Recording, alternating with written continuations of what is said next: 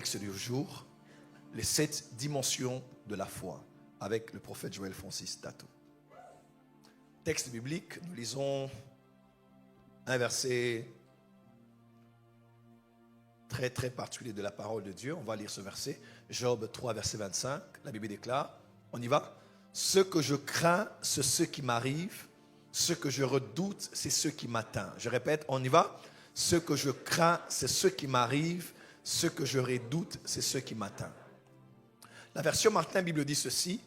Parce que je craignais le plus, par ce que je craignais le plus, m'est arrivé. Et ce que j'appréhendais m'est survenu. La version Darby dit ceci. Car j'ai eu une crainte et elle est venue sur moi. Et ce que j'appréhendais m'est arrivé. Quelqu'un est avec moi? Nouvelle Français courant dit ceci. Oui, ce qui me terrorisait, c'est ce qui m'arrive. Ce dont j'avais peur, le voici devant moi. Version de traduction communique de la Bible dit ceci. La terreur qui me hantait, c'est elle qui m'atteint. Et ce que je redoutais m'arrive. On a une autre version? Ok, on va aller ici. Marc 4, verset 35 à 41, c'est le dernier texte du jour. On y va. Ce même jour, sur le soir, Jésus leur dit, passons à l'autre bord. Après avoir renvoyé la foule, ils l'emmenèrent dans la barque où il se trouvait, et il y avait aussi d'autres barques avec lui.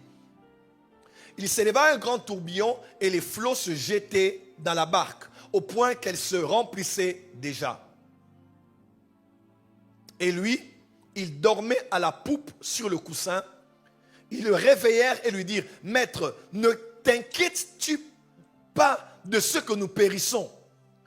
Étant réveillé, je dis à quelqu'un, Jésus se réveille. Et ce n'est pas qu'il dormait. Hein. Maintenant, il veut prendre les choses en charge. Il menaça le vent et dit à la mer, « Silence, tais-toi. » Et le vent cessa et il eut un grand calme. Puis il leur dit, « Pourquoi avez-vous ainsi peur ?» 1, 2, 3, c'est parti, répétez avec moi. « Pourquoi avez-vous ainsi peur ?» Pour la dernière fois. « Pourquoi avez-vous ainsi peur? Comment n'avez-vous point de foi ?» Ils furent saisis d'une grande frayeur et ils se dirent les uns aux autres, « Quel est donc celui-ci à qui obéissent même le vent et la mer ?» Que Dieu bénisse sa parole. On acclame pour la parole du Seigneur. Acclame pour la parole du Seigneur.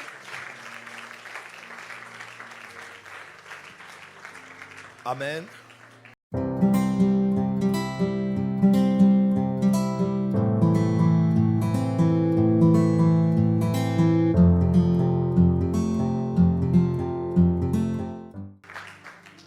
Puisque dans la Bible, dans l'Ancien et le Nouveau Testament, le mot foi se retrouve plusieurs fois et surtout dans différents contextes, il est donc important de placer le mot foi dans chaque contexte afin de comprendre exactement ce qu'il veut dire. Voilà pourquoi je vous propose ce soir l'enseignement sur les 7 dimensions de la foi. Nous sommes dans la conférence durant laquelle nous parlons de l'univers de la foi.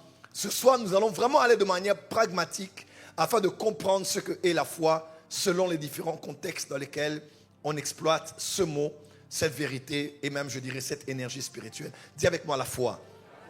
Premièrement, première dimension de la foi. C'est ce qu'on appelle la foi comme la religion chrétienne ou le christianisme. Dans la Bible, lorsqu'on parle de la foi, on parle premièrement de la foi comme la religion chrétienne ou on parle du christianisme. Acte 6, verset 7, la parole de Dieu se répandait de plus en plus. Le nombre des disciples augmentait beaucoup à Jérusalem. Et une grande foule de sacrificateurs obéissait à la foi. Amen. Obéissait à la foi. Quand on parle de la foi, on parle en termes de croyance. Ils adhéraient à la croyance, à la foi chrétienne. Amen. Acte 14, verset 27, après leur arrivée, ils convoquèrent l'église et ils racontèrent tout ce que Dieu avait fait avec eux et comment il avait ouvert aux nations la porte de la foi. On n'a pas dit la porte du royaume, la porte de l'évangile ou la porte de Jésus. On parle de la porte de la foi. Donc ici, on parle de comment la foi en Christ, comment le fait de croire en Christ et tout ce qui implique n'était plus que dans leur nation, mais était allé dans d'autres nations. Quand on parle ici de la foi, on parle de la religion chrétienne. Et vous savez avec moi, le terme religion n'est appliqué que parce que, en termes de classification, nous devons quelque part parler des religions et nous parlons aussi de la religion chrétienne, comme islamique ou les autres. Mais vous et moi savons qu'en profondeur, le christianisme n'est pas une religion. Elle ne l'est que par statistique, par étude ou par définition sur Wikipédia. Mais la foi en Jésus, le christianisme, n'en est pas une. Le christianisme n'est pas une religion. Pourquoi? Parce que dans la religion, c'est l'homme qui veut s'approcher de Dieu. Il fait des choses. Il vit d'une certaine manière pour plaire à une certaine entité spirituelle. Dans la religion, c'est l'homme qui cherche Dieu. Mais dans le christianisme, c'est Dieu qui cherche l'homme. Alléluia. Dans la religion, c'est l'homme qui, par ses œuvres, reçoit l'approbation de son Dieu. Il doit exprimer des actes d'amour pour être approuvé et justifié auprès de son Dieu. Mais dans le christianisme, c'est totalement le contraire. Dieu n'attend pas que l'homme fasse quoi que ce soit, puisque la loi a été là pour prouver à l'homme ses insuffisances. La loi est venue comme pédagogue afin de dire à l'homme, je te dis ce que tu dois faire et ne pas faire, et puisque je sais que tu n'y arriveras pas, maintenant je te donne un sauveur et un rédempteur.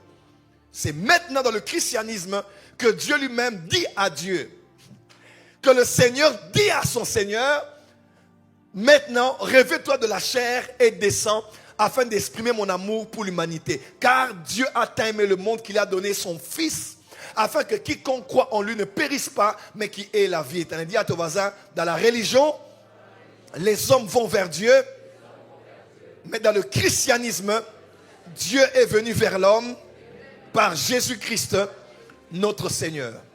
Amen. Deuxième dimension de la foi. Est-ce que c'est clair? Première dimension, quand on parle de la foi, c'est de manière interchangeable avec le concept du christianisme ou de la religion chrétienne. Deuxième dimension de la foi. Ce qu'on appelle la foi qui sauve. Éphésiens 2, verset 8. Car c'est par la grâce que vous êtes sauvés, par le moyen de la foi. Et cela ne vient pas de vous, c'est le don de Dieu. Car c'est par la grâce que vous êtes sauvés, par le moyen de la foi. Et cela ne vient pas de vous, c'est le don de Dieu. Acte 16, verset 31, Paul et Silas répondirent, crois au Seigneur Jésus et tu seras sauvé, toi et ta famille. Amen. À part le fait que la foi soit un concept qui parle de la religion chrétienne ou de la croyance en Jésus, la foi, dans sa deuxième dimension, la foi, c'est la foi que nous avons eue lorsque nous avons cru en Jésus. Chacun de nous ici a une histoire lors de sa conversion. Mais généralement, et en dénominateur commun, chacun de nous ici a un jour entendu parler de l'évangile, entendu parler de Christ, et il a décidé de pouvoir dire non au monde ou à lui-même et de dire oui à Jésus. Moi, j'étais dans une petite cellule de notre église qui était à ma campagne à Kinshasa. Une petite cellule même que dirigeait une sœur qui était rwandaise. Et dans cette petite cellule, qui était à l'école lycée Tobongisa, l'école dans laquelle notre première dame de la RDC a étudié, nous n'habitions pas très loin de là. Je crois quelque chose comme 10 minutes, on arrivait chez nous à la maison. Même 5 minutes si vous marchez rapidement. C'est à Minzonzone, à Ngalema, pour ceux qui connaissent la RDC. J'allais déjà à l'église et on nous a dit, au lieu d'aller loin, il y a aussi une cellule non loin de chez vous. Choisissez la cellule qui est à proximité et allez prier. Et notre cellule, et cette cellule-là, était une cellule qui réunissait, je crois, une dizaine, vingtaine de personnes. C'était dans une école, dans un lycée. J'y suis allé un soir, un frère qui s'appelait Damien. Je ne sais pas où il est aujourd'hui, mais que Dieu se souvienne de lui. Il a pris l'opportunité de parler de Jésus, de parler de la mort, de l'éternité. Simplement, il n'y avait rien de spécial. Le ciel n'était pas rouge ce jour-là. Il n'y avait aucune prophétie qui annonçait ce qui allait arriver. Mais Dieu sait faire des jours ordinaires, des jours extraordinaires. Voilà pourquoi n'hésitez pas de prêcher Jésus. Parce que vous ne savez pas qui peut être sauvé en ce jour-là. Ouais, même vos clients là, il faut les prêcher Jésus. afin qu'ils soient sauvés. Et vous savez, ce jour-là, j'ai réalisé que j'étais pécheur et que j'avais besoin d'un sauveur, de l'amour de Dieu pour venir en moi. Écoutez-moi, le salut, ce n'est pas nous qui donnons nos vies à Jésus. Hein. À vrai dire, ce n'est pas le cas. Être sauvé, normalement, ce n'est pas toi qui donnes ta vie à Jésus. Qu'est-ce que tu vas donner à Jésus qui va lui plaire là où tu es? Tu as vraiment ta vie que tu avais là, tu vas donner à Jésus pour qu'il en fasse quoi?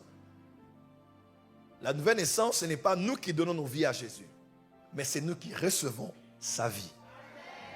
Quelqu'un peut dire Amen. C'est toi qui ouvres le cœur et qui reçois sa vie. Ce n'est pas lui qui ouvre les mains et qui te reçoit toi dans ses bras. Non, non. C'est toi qui reçois la vie. Le christianisme, c'est recevoir. Vous allez voir plusieurs fois dans le Nouveau Testament, le verbe recevoir être appliqué. C'est recevoir. Et c'est recevoir la vie de Dieu. Et le jour où vous prêchez l'évangile, la foi que vous avez là, de vous dire que je suis sauvé, cette foi-là, c'est ce qu'on appelle la foi qui sauve. C'est une foi que vous avez eu une seule fois et que vous n'aurez qu'une seule fois dans votre vie. C'est la foi qui est l'intermédiaire entre l'homme animal et l'homme spirituel. Je dirais charnel. C'est ce qui a été en intermédiaire entre quand vous étiez d'abord païen sans Christ et quand vous êtes devenu enfant de Dieu. Cette foi-là, Romains 10, verset 9, si tu confesses de ta bouche le Seigneur Jésus et si tu crois dans ton cœur que Dieu l'a ressuscité d'entre les morts, tu seras sauvé. Car c'est en croyant du cœur qu'on parvient à la justice, verset 10, et en confessant de la bouche qu'on parvient au salut. Donc tu vois, ce que tu as cru à l'intérieur là, je crois que Jésus est le Fils de Dieu. Cette foi-là, c'est ce qu'on appelle la foi qui sauve. Et cette foi est générée par la prédication de l'évangile. Voilà pourquoi prêche l'évangile. Parle de Jésus. Il y a quelqu'un qui doit expérimenter cette deuxième dimension de la foi en un instant, comme une étincelle. Hein? Quelque chose qui se passe entre la conscience de l'homme et l'évangile qui sort. Hein? Comme ce que faisaient les hommes d'autrefois, où on prend des pierres, on les frotte ensemble et puis étincelle, paille, et il y a de la paille devant et ça prend feu.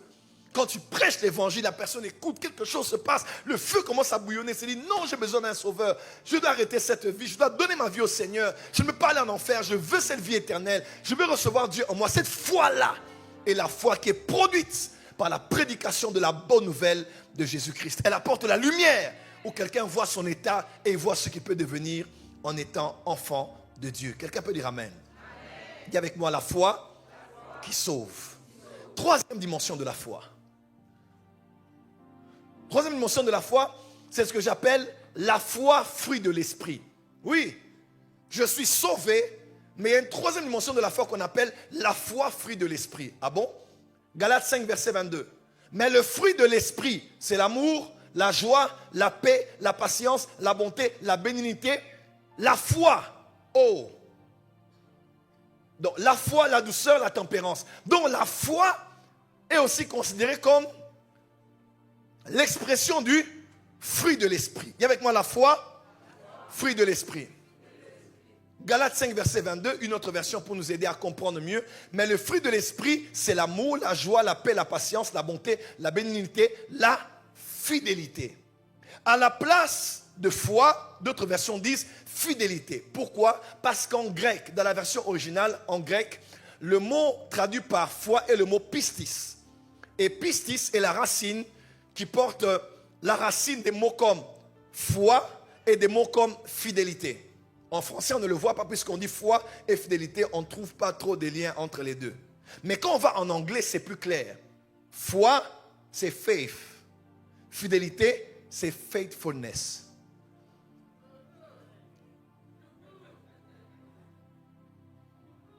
Quelqu'un est avec moi? Parce que ça vient de pistis. Donc quand le Saint-Esprit est en vous, je ne parle pas des dons spirituels, mais lorsqu'il manifeste la vie de Dieu, le caractère de Dieu, le caractère de Christ, le fruit c'est l'amour. Il n'y a pas 9 fruits de l'esprit. Il y a un fruit de l'esprit, mais avec 9 autres expressions. Quelqu'un peut dire amen très fort? On nous parle en Amazonie d'un fruit, j'ai entendu parler de ça une seule fois, d'un fruit, quand vous le mangez, vous avez des fois le goût de la banane, de la mangue, de la papaye et de plusieurs autres fruits. C'est un fruit, mais avec différents goûts. One fruit, but different tastes. Quelqu'un peut dire amen? Et le fruit de l'esprit, c'est ça. C'est un seul fruit, c'est l'amour. Mais quand on goûte à l'amour, l'amour est patient. Hein? L'amour pardonne. L'amour ceci, l'amour cela. C'est l'amour, mais qui s'exprime de différentes manières. Et une des manières dont l'amour se manifeste, c'est aussi par la foi qu'on appelle la fidélité. J'ai pris que tu sois fidèle envers Dieu et envers les personnes que Dieu met autour de toi. Dis avec moi, la foi, fruit de l'esprit. Est-ce que c'est clair? Est-ce que c'est clair? Là, c'est une expression de l'esprit qui exprime la nature de Jésus au travers de nous. C'est la foi qu'on appelle la fidélité. Amen. Quatrième dimension de la foi. C'est ce que nous appelons, comment? Ce qu'on appelle la mesure de la foi. Dis avec moi la mesure de foi. Plus fort. Encore. Quatrième dimension de la foi, la mesure de foi.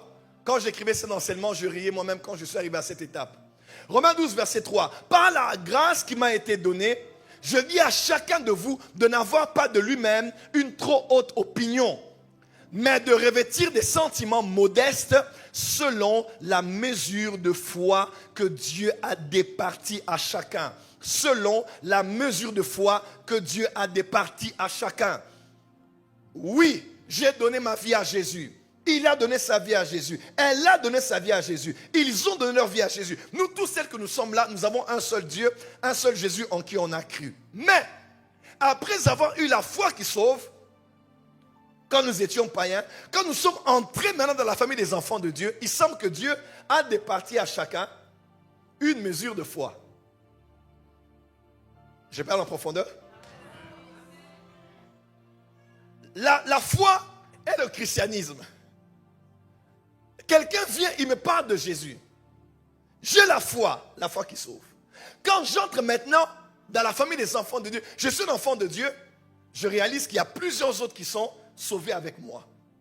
Et Dieu, le seul et unique Dieu, a comme départi à chacun ce que j'appelle la mesure de foi. C'est en tant que pasteur que je réalise cela. Mon fils, en tant que pasteur, j'ai réalisé que j'ai pu avoir des membres d'église dont je suis leur berger et leur pasteur. Mais j'ai vu étrangement, on a tous reçu Jésus, mais on n'a pas tous la même dimension de foi. Il y a des gens, je sais, s'il appelle, je ne le rappelle pas, il n'en fera pas un problème. S'il vient pour le rendez-vous, je ne le reçois pas, il n'en fera pas un problème. S'il est endeuillé et qu'on ne le fait pas un texto, il va relativiser. Il va être là ferme, il va dire c'est pas grave, ils ont pu être occupés, bon, mais enfin, pas grave, je crois en Dieu, je crois en prophète, c'est mon père, ça va aller. Mais il y a d'autres. Il venait dans la foulée à la fin du culte te saluer, et puis par inadvertance, tu n'as pas regardé en sa direction, et puis sa main était déjà tendue, et puis il n'a pas remarqué. Et puis il devient comme une poule mouillée, comme un chien mouillé sous la pluie. Et ça coïncide avec le fait que son téléphone est lobat, il ne peut pas prendre un Uber. Et puis il sort de là, il ne sait pas comment il va faire un seul euro. Et il pense à sa souffrance dans la vie. Et il se décourage. Dieu ne m'aime pas. On ne m'aime pas.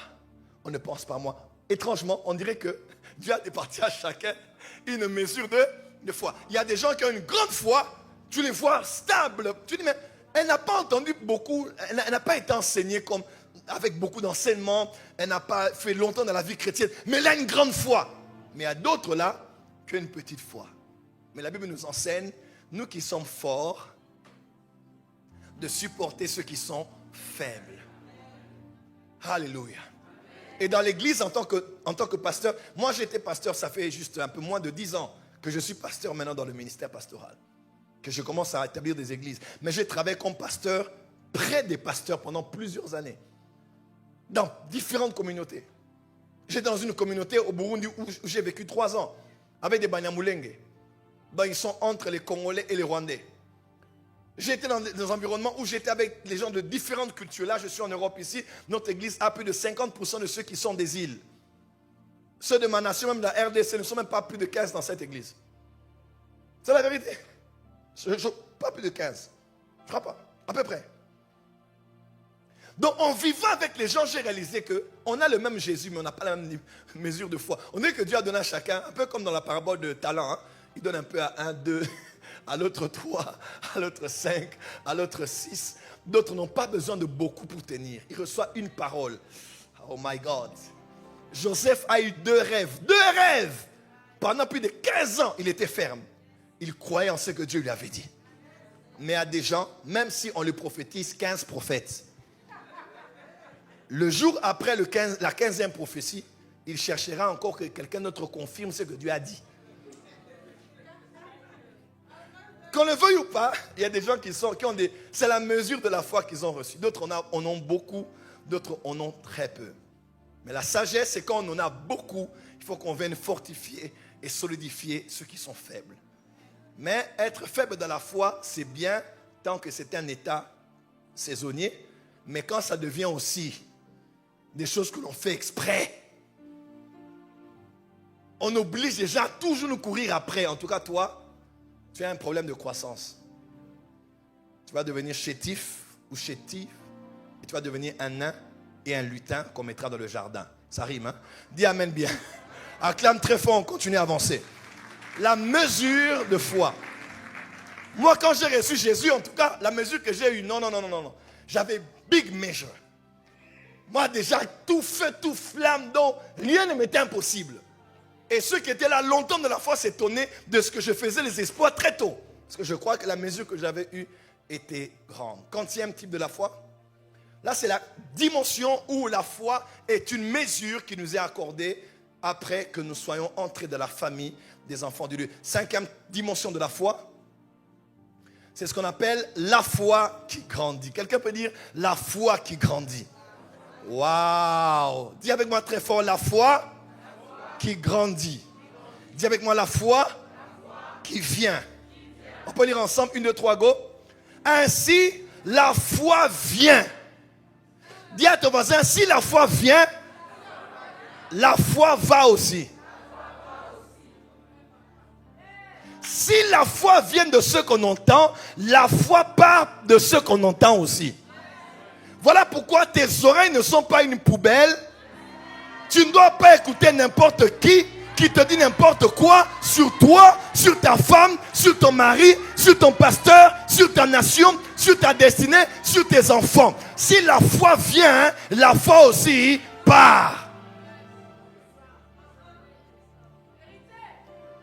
Et en grec, on dit, et ce qu'on entend vient de la parole de Dieu. En grec, c'est un présent continu qui veut dire en entendant. Donc, ce n'est pas en entendant, en écoutant une fois, en entendant une fois, 2 fois, 3 fois, 4 fois, 5 fois. C'est pendant que tu écoutes, encore et encore, encore et encore. Le docteur Kenneth Copeland des États-Unis raconte l'histoire. Diagnostiqué cancéreux, cancer dans son corps, prédicateur de la foi, prédicateur de l'évangile. Il réalise qu'il a un cancer. Qu'est-ce qu'il fait? Il allait prendre toutes les cassettes de son père spirituel, Kenneth Hagin. Il a pris toutes les cassettes. Il s'est enfermé. Il a commencé à écouter les messages sur la foi. La foi, la foi. Pendant 21 jours, il a dit, j'ai fait une cure de la prédication de la foi et des promesses de Dieu pendant 21 jours. Il sort de là, il voit le même médecin qui fait le diagnostic. Il dit, c'est quoi ça? Il dit, je ne vois rien dans ton corps. Où est passé le cancer? Pourquoi en entendant, en écoutant? Oh, tu es à la porte des cieux, à la bonne adresse. Tu vas écouter aujourd'hui, écouter demain, écouter encore. Et je vois ta foi venir, la foi venir, la foi venir, la foi grandir, la foi grossir, la foi s'affermir, la foi s'élargir. Dis amen très fort. La vie commence par l'écoute. Voilà pourquoi le bébé dans le ventre d'une femme ressemble à une oreille. La vie commence par l'écoute. Voilà pourquoi l'enfant dans le ventre d'une femme a la forme d'une oreille. Parce que la vie commence par l'écoute. Avant que Ève ne prête attention à ce qu'elle voyait, elle a d'abord prêté attention parce qu'elle a donné son oreille. Voilà pourquoi, chère Marie, faites attention auprès de qui votre femme prête ses oreilles. Vous qui avez des amis, faites attention auprès de qui vos amis prêtent leurs oreilles. Vous qui êtes responsables, faites attention à qui les membres de votre église prêtent aussi leurs oreilles. Et moi, j'ai un principe dans ma vie. Je l'ai commencé depuis. Il y a une famille qui m'était très chère au niveau de Kinshasa. Aujourd'hui, Dieu a béni le mari, beaucoup d'argent, la femme, beaucoup d'argent, les enfants sont partout au Canada. Quelqu'un m'a dit, oh, tu les as perdus seulement comme ça. J'ai dit, c'est mieux. Parce que eux, c'était grave. Ils peuvent avoir même 50 pasteurs. Donc quand nous, on allait prier là-bas, on avait prié rendez-vous à 19h.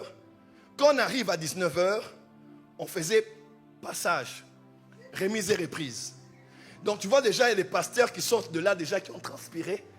Ils viennent de faire la prière Shakabrababasa. Et ils sortent de là déjà, alléluia. Ils prennent de l'eau et puis ils disent au revoir. Ils disent au revoir. Maintenant, nous, on nous cède la place. Nous, maintenant, on entre là. Et nous, on doit commencer à prier, on doit commencer à prophétiser. Et quand on disait Amen, c'est fini, on écoutait déjà Coco. Parce qu'il y avait une autre équipe qui était déjà là, tout feu, tout flamme. Ils venaient prier. Moi, j'ai dit, je n'encadre pas les gens qui sont encadrés par beaucoup de gens. Des fois, c'est important de réduire les gens qui parlent sur toi, de peur d'être embrouillé. Peut-être que tu es là, tu es là, tu as 15 pères spirituels. Tel est daddy. À la fin, quand tu parles du mariage, l'un te dit non, l'autre te dit oui, l'autre te dit attends, l'autre te dit ce n'est pas plein, l'autre dit jamais. À la fin, tu écoutes qui tu suis qui. Mes brebis entendent ma voix et elles me suivent. Entends la voix de ton berger. Dis à ton voisin, entends la voix de ton berger. C'est très important. Dis à ton voisin, prends soin de tes oreilles. Parce que la foi vient par ce qu'on entend. Quelqu'un est avec moi? Et même plus loin que ça, tes oreilles n'entendent pas que ce que la bouche des autres disent. Dis. Hein? La bouche des autres dit. Mais tes oreilles entendent aussi ce que ta propre bouche dit sur toi. Voilà pourquoi ce que tu dis, tes oreilles entendent ça. Quand tu dis je suis malade, tes oreilles ont reçu la parole et la parole est entrée en toi. Et la parole va créer une amplification et va rendre réel, parce que la mort et la vie sont au pouvoir de la langue. Maintenant, nous, dans cette vie chrétienne-là, écoutez-moi, la foi, ce n'est pas nier les faits. Quand on dit on a la foi, ce n'est pas qu'on est fou au point de ne pas reconnaître le fait qu'on n'a pas d'argent, ou qu'on se sent mal, ou que ça n'évolue pas. Non. La foi reconnaît la différence entre la réalité et la vérité. La réalité, c'est ce que je vois, ce que je sens, ce que je perçois par mes 5 sens. Mais la vérité, c'est ce que Dieu a dit, principalement cristallisé par les Saintes Écritures. Tu n'as pas dit amen là où tu es. Je vois déjà dans mon imagination, sur le terrain de boxe, le combat entre la réalité et la vérité. Entre ce que Dieu a dit et ce que le monde veut t'imposer. Laisse-moi te dire, la vérité a toujours eu raison à la fin.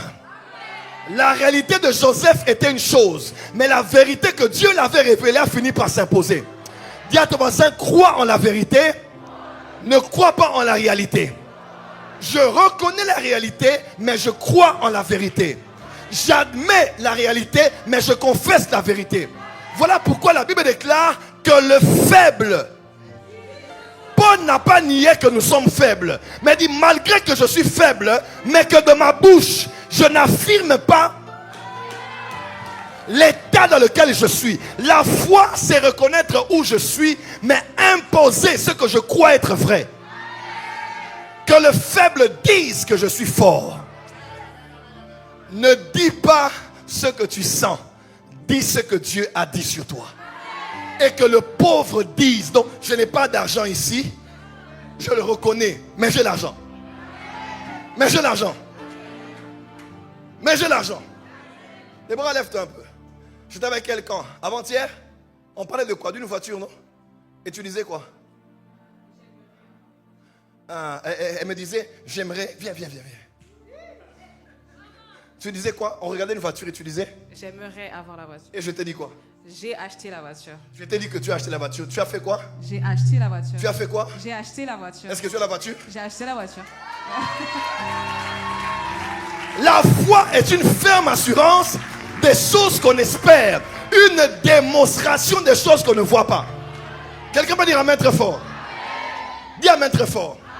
Ne dis pas ce que tu vois. Dis ce que tu veux voir. Ne dis pas ce que le monde présente devant toi ou ce que le diable impose à tes yeux. Dis ce que tu veux voir. Voilà pourquoi au commencement, il y avait les ténèbres sur la surface de l'abîme. Dieu regarde les ténèbres, oui. Dieu constate les ténèbres, oui. Dieu ne dit pas que les ténèbres s'en aillent. Dieu ne dit pas, je chasse les ténèbres. Il n'a pas donné aux ténèbres le luxe de se sentir intéressant. Il n'a pas dit que les ténèbres partent. Il a dit que la lumière soit. Ne dis pas ce que tu vois. Dis ce que tu veux. Je ne sais pas à qui j'ai parlé ici. Je ne sais pas à qui j'ai parlé ici. Voilà pourquoi je parle à la porte des cieux. Est-ce que les millionnaires en euros sont ici? Oh, c'est une église charnelle. Papa, la foi, c'est la foi. Dans cette église, on a des Porsche à l'extérieur. On a des Lamborghini à l'extérieur. Je parle à qui ici? On a des bâtiments à plus de millions et des millions d'euros ici en Europe. Oui, ici en Europe. Parce que pour les hommes, oui, cela est impossible. Mais à Dieu, tout est. Et quand tu déclares, tu pars, tes oreilles enregistrent. Voilà pourquoi tu as la liberté de choisir le genre de pasteur que tu veux avoir. Pas être quelque part où toujours on te culpabilise. Non, non, non, tu dois te sentir digne en Jésus. Quand on te parle de la bonne nouvelle, tu dois l'accepter comme la bonne nouvelle. Tu es béni. Alors pourquoi tu es assis? Tu es béni. Tu es prospère. Tu es en bonne santé. Tu crains Dieu. Oui, toi tu crains Dieu. Tu es humble. Tu aimes ton prochain. Tu es généreux. Tu iras au ciel. Tu iras au ciel. Tu iras au ciel. À la porte des cieux, on ne te prêchera jamais un message qui te fera croire que tu avais mal reçu Jésus et tu dois encore venir recevoir Jésus. Ici, on parle de l'assurance du salut. Il y a des prédicateurs qui vont tellement te culpabiliser que tu vas te dire non, je vais encore. Il y a un frère comme ça, quand on fait l'appel de salut, il part recevoir.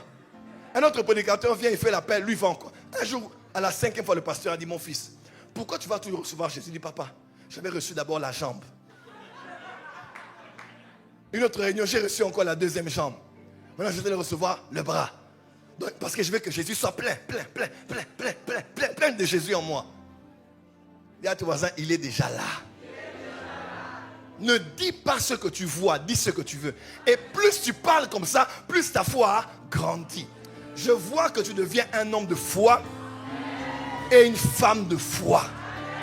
Tiens, ton voisin dit, voisin, si tu veux marcher avec moi, tu dois être un homme de foi, une femme de foi. Parce que moi, tel que tu me vois, donne-moi 2 ans, donne-moi 5 ans. Donne-moi 1 année. Donne-moi 6 mois. Ici à Paris, on va témoigner. Au nom d'eux. Au nom d'eux.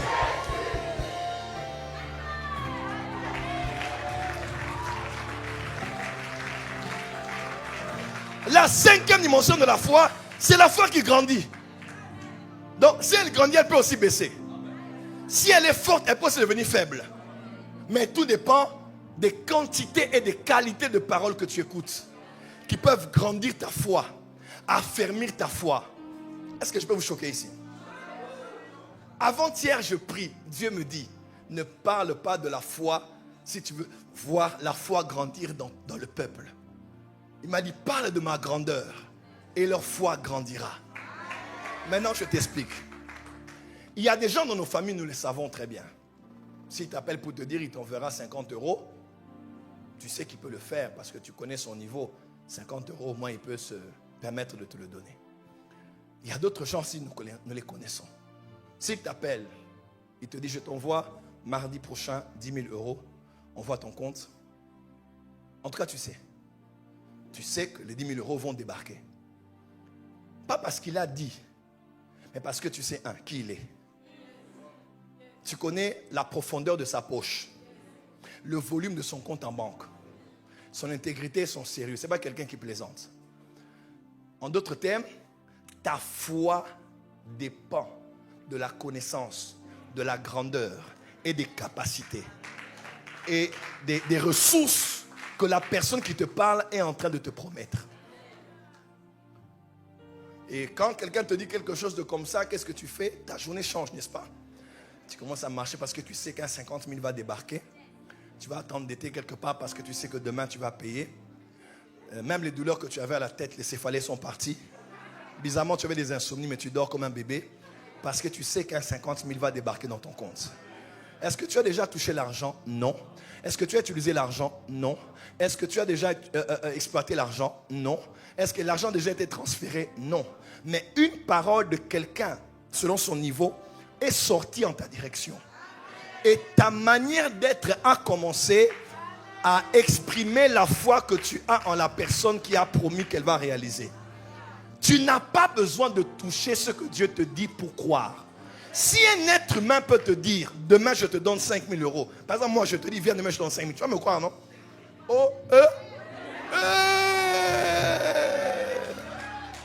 Tu vas me croire. Daddy a dit, je viens. Daddy va, parce que Daddy a l'argent. Moi j'ai l'argent. Non, vos histoires là de non, le Seigneur, c'est Jésus. Non, j'ai l'argent. Et tu viens parce que tu sais que c'est mon pasteur et au nom de sa crédibilité, il ne voudra pas me promettre des choses en l'air. Quelqu'un me comprend? Maintenant, si moi je te promets et que tu dors bien parce que tu sais qu'à 7 heures, il va me le donner. Tu n'as pas encore touché l'argent, mais tu as la joie. Pourquoi tu n'as pas la joie quand Dieu te promet? Tu n'as pas besoin de voir. Assieds-toi un peu là où tu es. Bouge un peu sur la chaise là où tu es. Bouge, bouge, bouge. Bouge bien, bouge, bouge. Bouge, bouge bien, bouge. Encore. Je te permets. Bouge encore bien, bien. Bouge encore. Stop. Lève-toi avec moi. Entre toi et la chaise, qui pèse le plus? Alors pourquoi tu ne crois pas que quand tu t'es assis comme ça, la chaise allait se casser? Ah, mon frère, mon fils là.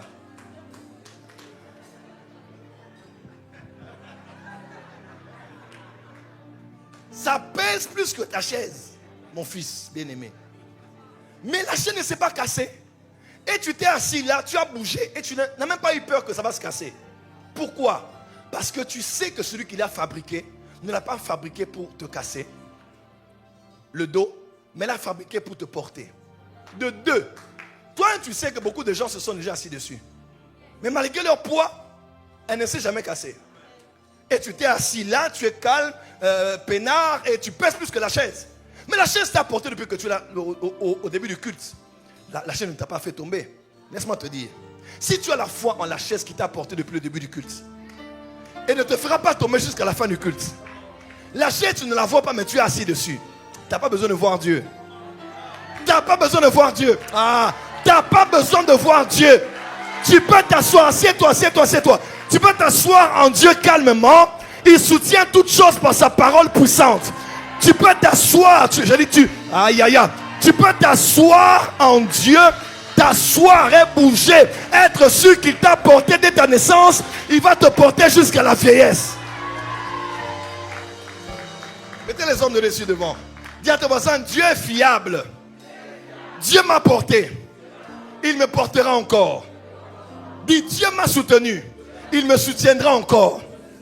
Dis à ton voisin, tu as la foi en la chaise qui te porte. Et la foi en sa parole qui porte toutes choses, qui soutient toutes choses. Dis amen là où tu es.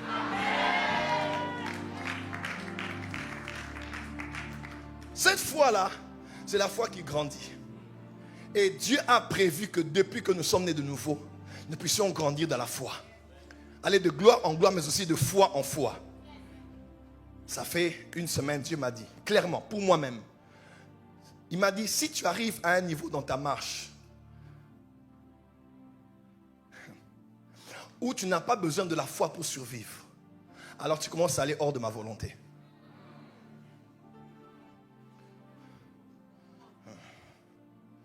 Voilà pourquoi toute de la vie chrétienne n'ira pas à 100%. Il y a toujours un domaine que Dieu laissera pour lequel ta foi devra être appliquée.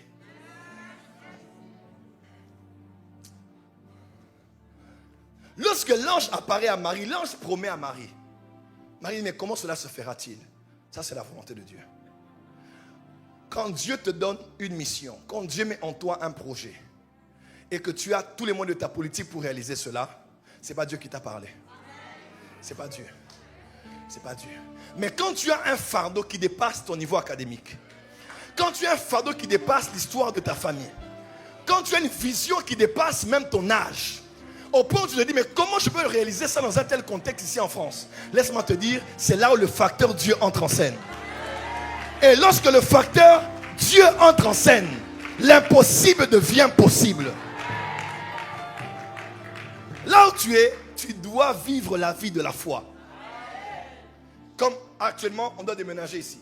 On doit acheter des chaises, acheter des instruments. Moi, j'aime ça.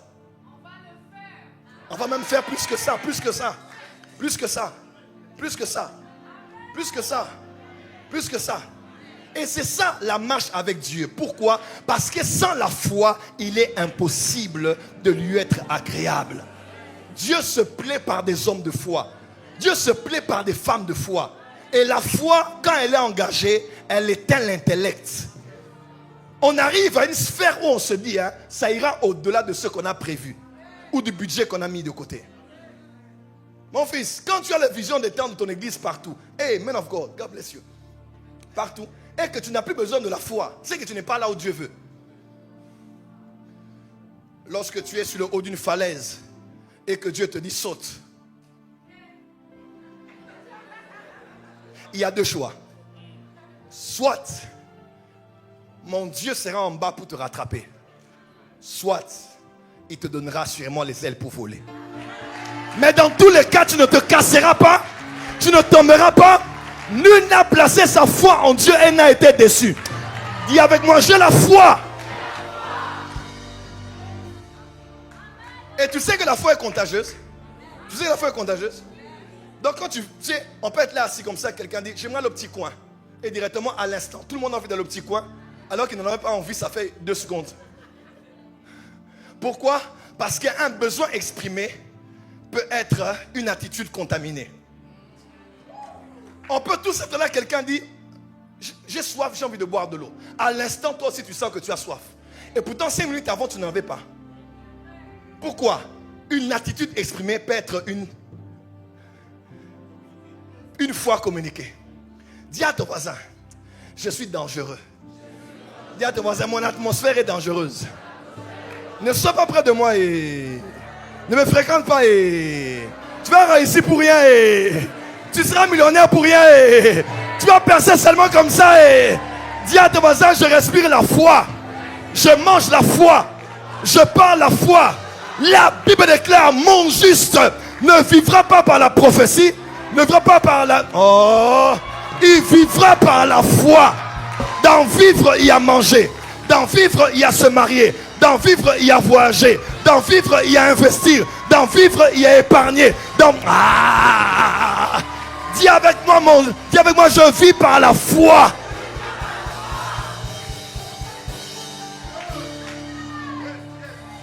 Il n'y a pas de foi tant qu'il n'y a pas de brisement de protocole.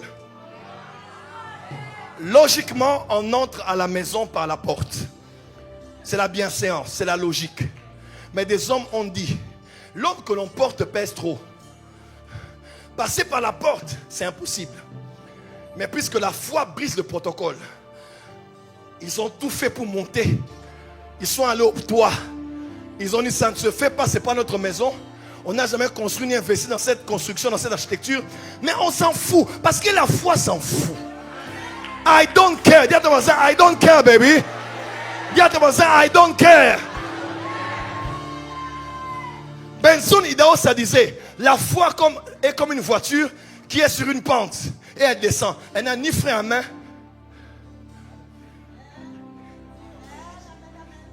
Elle n'a ni frein à main. Donc elle s'en va jusqu'à la fin. Si ta foi dit oui, Dieu ne dira jamais non.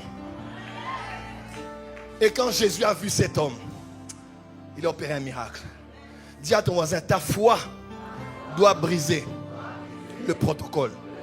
Dis à ton voisin, ta foi doit briser la logique. Nous sommes dans une saison où il te faut la foi. Il te faut une foi ferme. Il te faut une grande foi. Dis amen très fort. La foi attire Dieu. La foi active les anges. La foi crée des circonstances qui vont t'amener dans la direction de là où Dieu t'attend. Dis avec moi la foi. Asseyez-vous un moment. J'aimerais vous dire quelque chose ici. On parle de la foi qui grandit, n'est-ce pas? Écoutez-moi sérieusement. Sérieusement.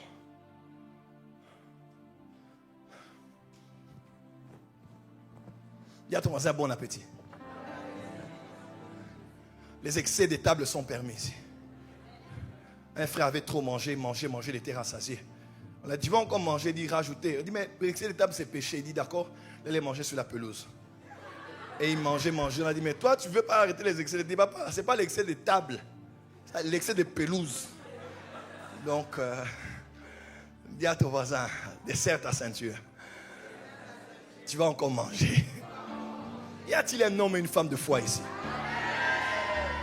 Dis avec moi power. Mets le point comme ça, dis power. Tiens ton voisin, secoue violemment, dis à ton voisin power.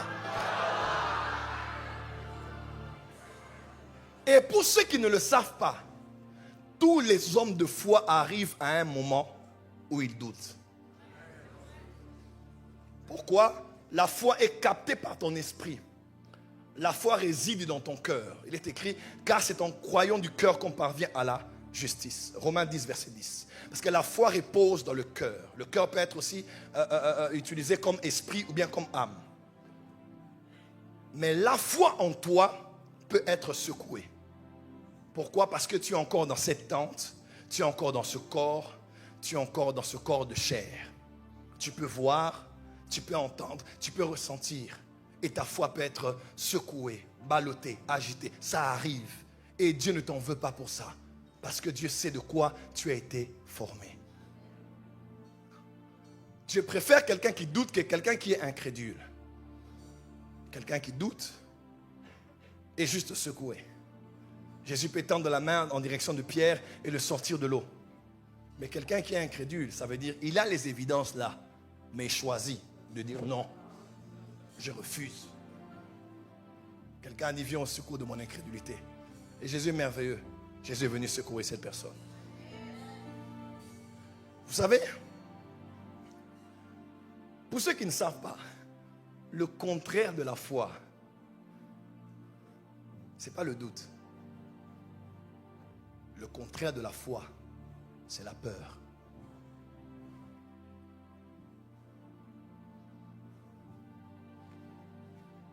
Pourquoi avez-vous eu peur? Homme de peu de foi. On a lu cela, n'est-ce pas? Parce que le contraire de la foi, c'est la peur. Et la peur engendre le doute. Parce que la peur, c'est un sentiment d'insécurité où on semble ne rien contrôler, on commence à douter. Autant la foi est une énergie, autant la peur en est une. Écoutez très bien ce que je veux dire ici. Je ne réalisais pas ça très bien jusqu'à quelques années passées. Dieu m'a dit, fais attention. Une des armes majeures que Satan utilise pour vaincre les chrétiens, c'est la peur. Des hommes mariés qui ont peur, des femmes mariées qui ont peur, des enfants qui ont peur pour leurs parents, des sociétés qui ont peur de l'organisation étatique. Les gens ont peur. Et Satan aime la peur. Parce que la peur n'habite pas dans le cœur des adorateurs. C'est bien dit. La peur n'habite pas dans le cœur des adorateurs. 1 Jean chapitre 4 verset 18 dit, parce que l'amour parfait bannit la crainte. Et quand la crainte est là, l'amour n'est pas parfait. Quand on aime Dieu vraiment, on n'a pas peur. Quand on commence à avoir peur, ça veut dire qu'on a l'impression que Dieu est pas au courant, il ne contrôle pas, quelque chose lui échappe comme ça m'échappe. C'est grave ce que je veux dire ici. La foi attire Dieu. Et la peur attire qui? La foi est une énergie, je vous dis, c'est une énergie en grec. C'est une énergie qui attire Dieu. Qui attire Dieu, son armée et les possibilités inhérentes à sa nature de omnipotent. Par la foi, ils vainquirent des nations. Par la foi, ils conquirent des nations. Par la foi, leurs morts revinrent à la vie. Par la foi. Et par la peur, qu'est-ce qui peut se passer? Est-ce que je peux expliquer quelque chose ici? On nous parle d'un homme qui s'appelait Job. Aimé le Seigneur, intègre, prestigieux parmi les fils de l'Orient. Job chapitre 1. Il aimait Dieu. Il craignait Dieu. Il servait Dieu. La Bible nous révèle même, quand ses enfants sortaient, allaient, étaient en fête chez leur frère aîné. Après, il disait quoi? Il bâtissait les autels. Au cas où ou bien ses enfants ont péché contre l'Éternel, pour que Dieu les pardonne. Il vivait une vie correcte, intacte. Quand vous lisez Job, il dit, si mes yeux se sont posés sur une vierge, si ma bouche s'est ouverte si mes yeux ont regardé la lune et le soleil, ma bouche s'est ouverte. En hébreu, c'est j'ai adoré les astres. Si moi j'ai fait ça, il disait, mais je suis presque irréprochable. Il dit, mais je n'ai rien fait. Parce que Job était vraiment un homme qui marchait dans l'intégrité, dans la fidélité. Il aimait Dieu. Il craignait Dieu. Et un bon jour, sur le monde physique, il se réveille, il apprend que les murs de la maison se sont écroulés sur ses enfants. Il apprend, il y a 4 messagers, comme les 4 évangiles. 4 messagers dans Job 1, Job 2. Il vient, mauvaise nouvelle, mauvaise nouvelle, mauvaise nouvelle. Les enfants sont morts, les murs se sont écroulés. Le bétail, les avoirs, tout a brûlé, tout a été volé, tout a été tué. Il réalise au fait qu'il n'a plus rien. Que sa femme, incrédule et méchante, commence à pleurer. Il maudit le jour de sa naissance. Il maudit le jour où il était né. Le jour où on a annoncé à sa mère qu'elle avait un fils. Il a maudit ce jour-là. Il a maudit. Mais ça, c'était la perspective terrestre. Et Job a dit,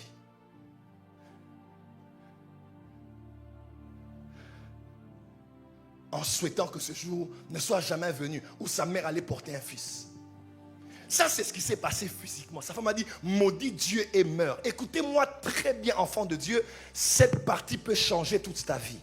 Job 1, les fils de Dieu, les Béné Elohim, dans le 3e ciel, se sont retrouvés devant du Seigneur. Et qu'est-ce qui se passe?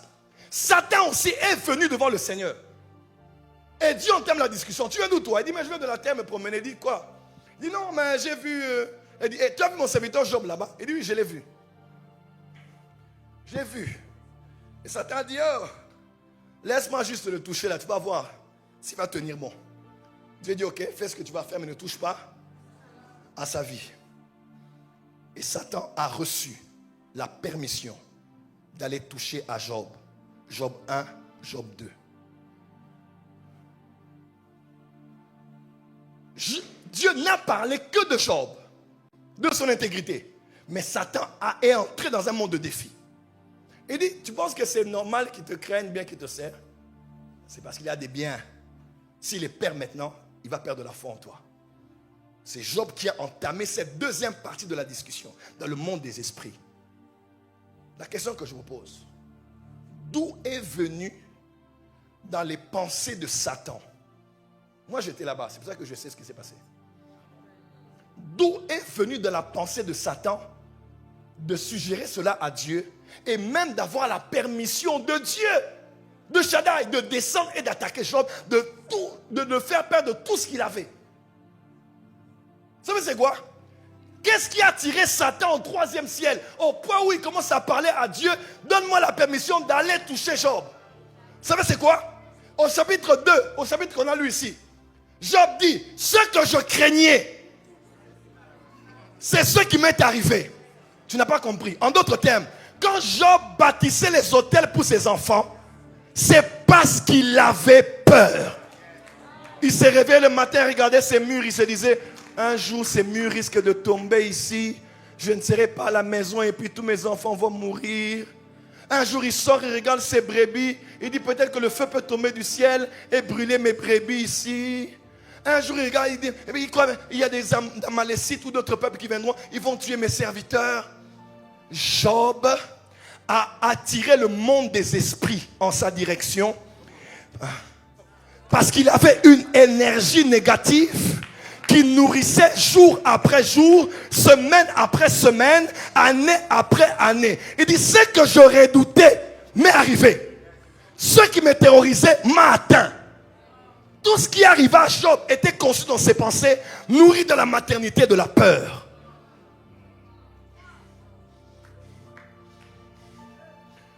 Si la foi attire Dieu, la peur attire la maladie. Il y a des gens qui ont eu le cancer par effet psychologique. Il y a une boule. Elle regarde Google. Demi-dieu. Pas Google, donne-moi la solution. IA, une solution. Et on décrit que c'est comme ça que ça commence. Cancer mammaire, c'est ça? Et puis, ça commence à se créer aussi là dans son corps. D'autres femmes ont créé des grossesses. On appelle ça comment? Et son ventre gonfle parce qu'elle croit qu'elle est enceinte. L'effet placebo nous a montré que quelqu'un peut lui prescrire juste des vitamines. On dit prends et bois. Il prend et boit parce qu'il croit.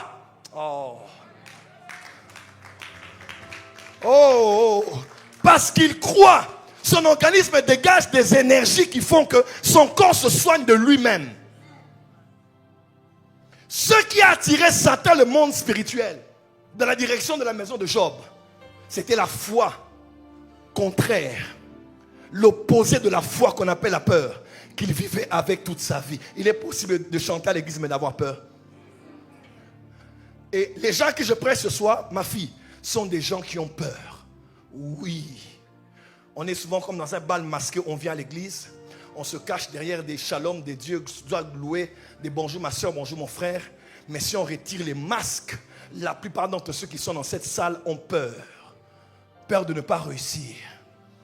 Peur que ça n'arrive pas. Peur que la relation n'aboutisse pas. Peur de divorcer. Peur de ne pas avoir d'enfants. Peur de ne pas être épanoui dans la vie. Et même de ceux qui ont peur de réussir. Ah oui, ils ont peur, la peur, la peur. La peur, la peur, la peur. La peur. Ma fille, ne sors pas avec cet homme. Dieu m'a dit que c'est l'homme de ma vie, l'homme de ma vie, l'homme de ma vie. Et puis l'homme dit, non, je t'aime trop, on doit coucher ensemble. Tu dis, mais Dieu n'aime pas ça, je dois tenir bon. Il dit, ah, non, tu ne veux pas de moi? Ok, d'accord. Oh non, non, ok, d'accord, prends mon corps. Elle donne son corps pour retenir l'homme qu'elle aime, parce qu'elle a peur. Vous savez quoi? Quand Dieu voit que tu as peur à cause de ce que tu peux perdre, il fera que tu perdes ça. Parce que tu veux montrer à Dieu que c'est toi qui peux garder ça. Oh. Si tu vis dans l'insécurité au point de vouloir garder ce que tu as, tu vas perdre ça. Pourquoi? Parce que tu crois que c'est toi qui as acquis ça par tes forces. Ce qui a été donné par Dieu est gardé par Dieu.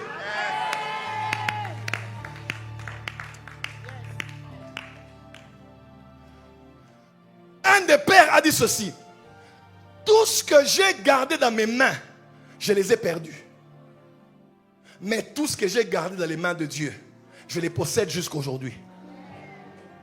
Ah, tu n'as pas compris. Tout ce que tu garderas dans tes mains se perdra. Mais tout ce que tu garderas dans les mains de Dieu, tes enfants vont à l'école. Toi, tout le temps là-bas. Mes enfants sont là. Ils sont où? Tu as peur des enfants là. Satan va entrer par la peur que tu as. Parce que ta peur a tiré Satan pour toucher tes enfants à l'école alors que tu n'es pas là. Mais si tu te dis, j'ai ma part de veille sur mes enfants, mais je ne suis pas omniprésente. Il y a un Dieu qui garde mes enfants. J'ai prié pour eux les matins. Ils sont partis. Seigneur, tu vas les garder. Quand tu as la foi comme ça, tu laisses Dieu être Dieu. Mais quand tu commences à courir, faire les enfants, mettre les applications, courir, les enfants feront ce que tu ne veux pas qu'ils fassent. Parce que ce que tu crains, c'est ce qui va arriver. Beaucoup de femmes ont perdu leur mari comme ça. Beaucoup de gens ont perdu leur travail comme ça. Oh, si tu ne signes pas ici, tu ne coopères pas, tu perdras le travail. C'est pas grave, je préfère perdre. C'est comme ça qu'on dit. Si c'est Dieu qui m'a donné ce travail, il me gardera ici. S'il faut que je puisse faire cette coopération pour que l'argent passe et qu'on bouffe l'argent et que je perds le travail, c'est pas grave, je perds. Le Dieu qui m'a donné, il me donnera encore.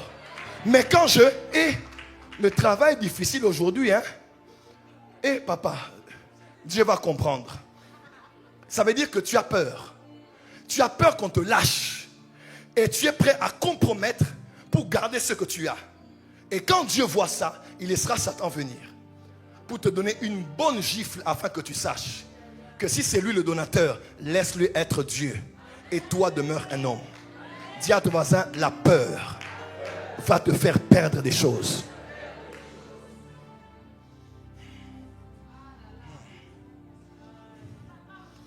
Oui, la peur. Donc Job, tout ce qui lui est arrivé là, une seule chose, il avait peur.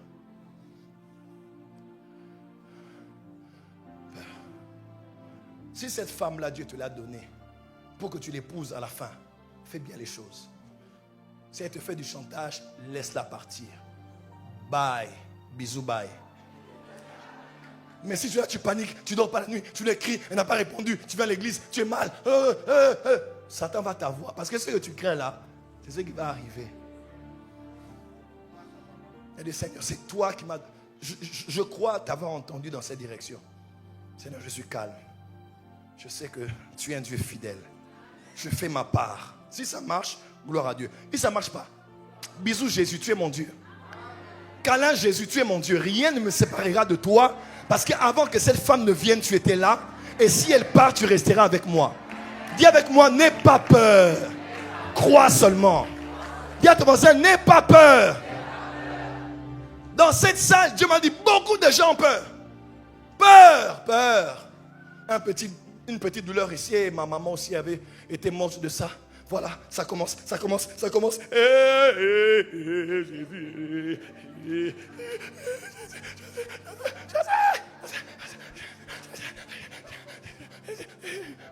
Satan est content dans le monde des esprits. Parce que la peur est une énergie. Imaginez-vous que tous les miracles que Jésus a fait malgré les dons qu'il avait, il disait toujours, j'ai coopéré avec quelque chose. Qu'il te soit fait. Donc ce n'est pas toujours mon onction, ma puissance, ma grâce. Non, c'est toi. C'est toi. Même chez un féticheur, si tu vas chez le féticheur et tu ne crois pas en ce qu'il a fait, tu ne verras aussi rien.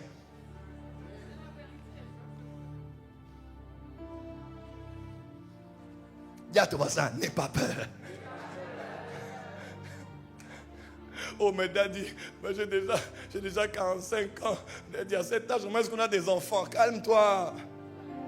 Dans la calme. Celui qui a fait la promesse, il est fidèle. Si même ton corps est arrivé à ménopause, il va appuyer sur Ménoplay.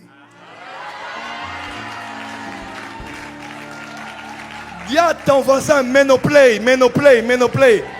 J'aimerais dire à quelqu'un ce soir, je viens d'activer Ménoplay. Là où la logique a dit que c'est fini ici, je veux dire quelque chose. Ce que j'aime, c'est que quand les hommes mettent un point dans une phrase, la lettre qui vient après le point, dans la phrase précédente, elle pouvait être au minuscule.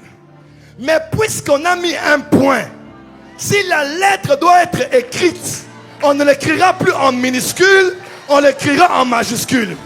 Tous ceux qui ont mis un point dans ta vie, je te vois shifter du minuscule au majuscule. Un travail en majuscule reçoit. Un mariage en majuscule. Des millions en majuscule. Une agence en majuscule. Dis avec moi, Amen.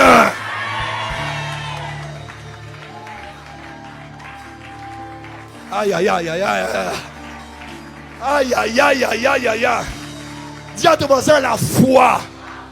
Tous 5 personnes disent foi.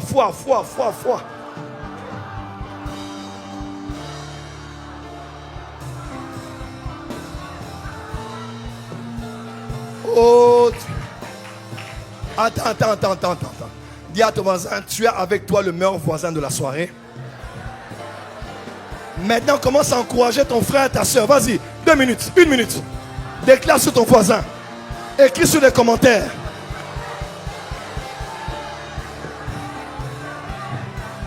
Il y a de l'espérance pour tous ceux qui vivent. Un chien vivant vaut mieux qu'un lion mort. Ça va marcher. Ça va aller. Ça va changer. Minuscule, majuscule. L'ancienne relation était en minuscule. Mais la relation qui va commencer maintenant, l'homme que je vois Dieu te donner, c'est un homme en majuscule. Il te donne un mari en carton, en sachet, qui va faire virer chez toi et livrer à domicile. Dis avec moi fire. Dis avec moi fire. Dis avec moi, j'ai la foi. Je refuse la peur. Je refuse la peur. Écoutez-moi, Smith Wigglesworth disait ceci. Faith jump, but fear paralyze. La foi bondit, mais la peur paralyse. Selon la mesure qu'il a trouvé bon de donner à chacun selon ses capacités, il donna talent ici, talent là-bas, talent ici, talent. Tous ont pris les talents, sont allés fructifier. Il revient comme ça et trouve un qui était là. Il dit, mais qu'est-ce que tu fais? Il dit, bon, je savais que tu es compliqué, que tu moissonnes là où tu n'as pas semé. Et bon, et puis, j'ai eu peur, j'ai eu à moi peur, non? J'ai eu peur à moi. Il dit, mais toi, paresseux, paralysé, tout le monde bougeait, tout le monde est en mouvement. Lui, il est en train d'avoir peur. Il y a des gens ici, tu as les dons spirituels, mais non, moi, je veux pas la gloire. Moi, je vais être humble. Moi, je ne veux pas apparaître avec le micro. Oh, la peur peut te paralyser. Dieu ne veut pas que tu sois parfait. Il veut que tu sois disponible. Dis amen bien. Il avait tellement peur en ayant un concept de ce Dieu-là qu'il est resté là. Mais tu aurais pu donner au banquier, il aurait multiplié. Il y a des gens qui ne feront rien de leur vie parce qu'ils ont peur. Tu n'es pas un bon à rien, tu es un bon à bien de choses. Tu n'es pas une bonne à rien, tu es une bonne à bien de choses. Arrête d'avoir peur. Peur qu'on t'abandonne, peur qu'on te rejette, peur qu'il te trompe, peur qu'elle aille là-bas et qu'elle meure, peur qu'il prenne cet avion et qu'il y ait un crash. Il y a des gens qui ont toutes des idées très farfelues. Hein? Quand ils voient son mari voyager, elle dit l'avion, si l'avion fait un crash ici, tout, je vais les informations TV5 et je vois en annonce au journal de 20h que l'avion s'est crashé. Et puis quand il va mourir, qu'est-ce que je vais faire? Et puis on va enterrer où comme ça? Bon, ça, moi et moi, ne parlons pas trop bien. Bon, ce jour-là, je vais devoir vraiment bien parler avec elle hein, pour l'annoncer. Et je vais souffrir. Hein. Je vais souffrir. Qu'est-ce que je ferai avec les enfants? Et puis, bon, on va enterrer quand? Ici, en Europe, ou bien on va enterrer au Burkina Faso? Et puis, il y a des gens comme ça. Ils ont une imagination fertile quand il s'agit du négatif. Hé! Comment? Dis à ton voisin, ne crains rien. Garde la foi. Dis avec moi, garde la foi. Dis encore plus fort, garde la foi. Dis à ton voisin, dis voisin. Plus d'insécurité, plus de peur. C'est là où Dieu a dit, gardez silence. Tu vois un peu, hein? Dieu veut être Dieu, mais toi tu sais même quand Dieu dit, à moi la vengeance et la rétribution là. Toi tu as envie de te venger. Si Dieu se venge, ce sera plus loin que ce que tu peux imaginer. Frère, laisse à Dieu le droit d'être Dieu dans ta vie. On ne se justifie pas pour tout. On n'a pas le contrôle. Crois-moi, tu n'as pas le contrôle de tout. Dans une voiture, on a la vue. On a même à côté les rétroviseurs. On en a même un devant nous. Mais les accidents se font encore. Pourquoi lorsqu'on construit des maisons, on met des extincteurs? Parce que nul n'est à l'abri. Si le malheur veut arriver, il va t'arriver. S'il veut t'atteindre, il va t'atteindre. Il y a des hommes riches qui sont morts dans leur sommeil. Regardez Steve Jobs, quand tu regardes comment il a fini sa vie, tu te dis, mais où étaient les milliards pour sauver cet homme par la pharmaceutique? Rien. Ceux qui payent des milliards aujourd'hui aux États-Unis pour tuer la mort, meurent, voient leurs enfants mourir. Il n'y a pas d'assurance nulle part sur la terre. Mutuelle, assurance vie, assurance. On est en banque, modèlement. Assurance telle vous en avez? Non, on veut en avoir. Assurance. J'ai dit certes, ça c'est administratif, mais jamais je placerai ma foi dans ces assurances. Ta voiture est assurée, mais tu es mort dans l'accident. La voiture revient à qui? placez votre confiance en Dieu. Vous êtes totalement limité. Vos paramètres sont pleinement limités. Faites confiance en Jésus-Christ. Il est le Dieu omnipotent. Ça veut dire, Job dit, je reconnais que tu peux tout et rien ne s'oppose à tes pensées, à ta volonté. Parce que quand Dieu a une volonté, il a les moyens de sa politique pour accomplir sa volonté. Dans mon pays, il y a les bâtiments qu'on a commencé. Il y a un bâtiment qu'on a construit à côté de la gare centrale. Quand tu sors du beach, il y a un bâtiment juste là en face de l'hôtel Béatrice. Ceux qui connaissent la RDC. Depuis l'époque, le bâtiment est toujours là. Telle entreprise est venue, ils ont récupéré. Projet jamais terminé. Jusqu'à aujourd'hui, les gens se sont fiancés. Ils ont fini l'université, fiancés, mariés, ils ont eu des enfants, 2 enfants, 3 enfants, 4 enfants. L'immeuble est toujours là. Les présidents changent, mais l'immeuble est le même hier, aujourd'hui et pour l'éternité. Mais mon Dieu n'est pas l'auteur des œuvres inachevées. Paul l'a dit, je sais que ce Dieu-là, qui a commencé avec vous cette bonne œuvre, par-dessus Paris, écoutez-moi, on va quelque part. Dis à ton voisin, voisin. Dis, on va quelque part. Je vois 10 000 membres, 20 000 membres, 50 000 membres, plus de 5 000 églises en Europe. Dis avec moi, fire. Frotte tes mains, frotte tes mains, frotte tes mains, frotte tes mains. L'apôtre Paul a dit que Dieu pourvoira à tous vos besoins selon sa richesse. Non selon tes crédits, ta banque, ton gestionnaire de compte, la crédibilité que tu as avec une banque. Dieu pourvoira à tes besoins selon sa richesse. Dieu est plus riche que la FMI, plus riche que la Banque mondiale, plus riche que la Société Générale, plus riche que les Bettencourt, plus riche que Renault, plus riche que tout le monde. Dieu est plus riche que tous ces hommes et ces femmes réunis. Quelqu'un peut dire amen très fort? Ne fais pas les projets de Dieu que tu as avec ce que tu as dans ta poche. Fais les projets de Dieu avec ce qu'il y a dans la poche de Dieu. Dis à ton voisin, j'ai jeté un coup d'œil dans mon compte en banque, c'était inquiétant. Mais ce soir, je jette un coup d'œil dans le compte en banque de Dieu. Dis à ton voisin, hé voisin, hé yaya, est-ce que tu peux voir ce qu'il y a dans le compte en banque de Dieu? Je vois Dieu pour celui qui a donné la vision, te donnera la provision. Et je vous dis, je rectifie. Nous croyons généralement que Dieu donne la vision, après il donne la provision. Moi je crois que Dieu donne la provision, après il donne la vision. Parce que Dieu crée la clé avant le cadenas. Parce que Jésus est mort avant la fondation du monde, avant que le péché n'arrive. Dieu crée la solution avant le problème. Je ne sais pas à qui j'ai parlé ici.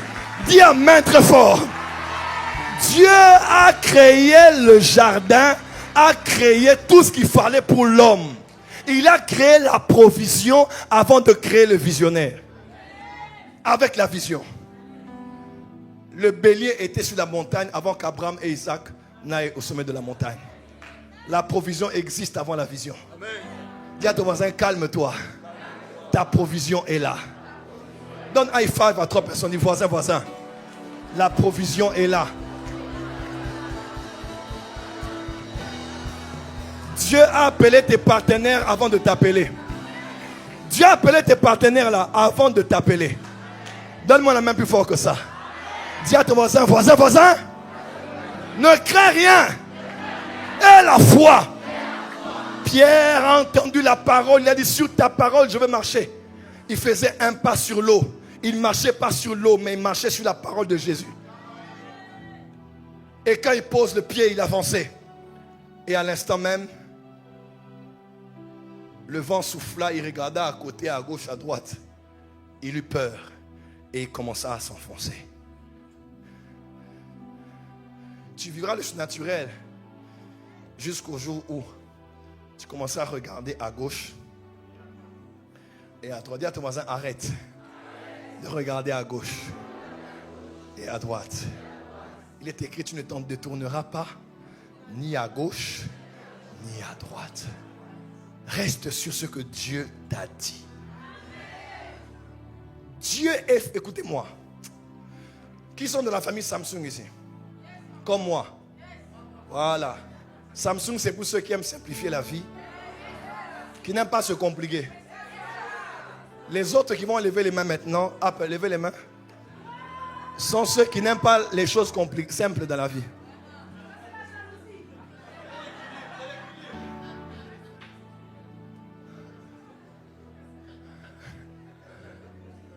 Et vous le savez, on ne vend pas que Samsung ou Apple, on ne vend pas qu'un téléphone, on vend une marque, on vend une expérience.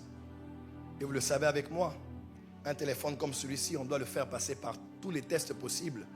Sous l'eau, test maritime, test aérien, terrestre. Peu importe la température, dans la chaleur ou bien dans le froid, pour voir si le téléphone va survivre une fois relâché sur le marché. Pourquoi? Parce que le téléphone porte la crédibilité d'une entreprise cotée en bourse qui détermine même la guerre numérique et la guerre commerciale que nous avons aujourd'hui entre l'Est et l'Ouest, entre les États-Unis et la Chine. Donc on ne peut pas blaguer avec un téléphone que l'on sort. On se rassure que lorsqu'on sort le téléphone, la renommée, le nom de la marque reste crédible.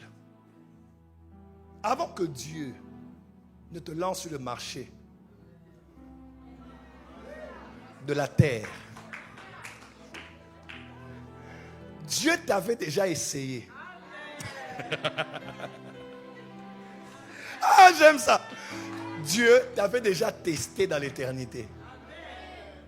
Il t'a écrasé, il t'a mis dans le feu, il t'a mis dans la chaleur.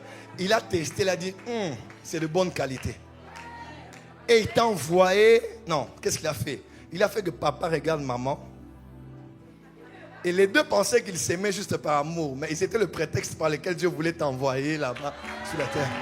Et lorsque tu es né, Dieu a dit, maintenant j'ai relâché mon produit. Dieu va se rassurer que tu finisses par réussir. Pourquoi? C'est son nom qui est mis en jeu.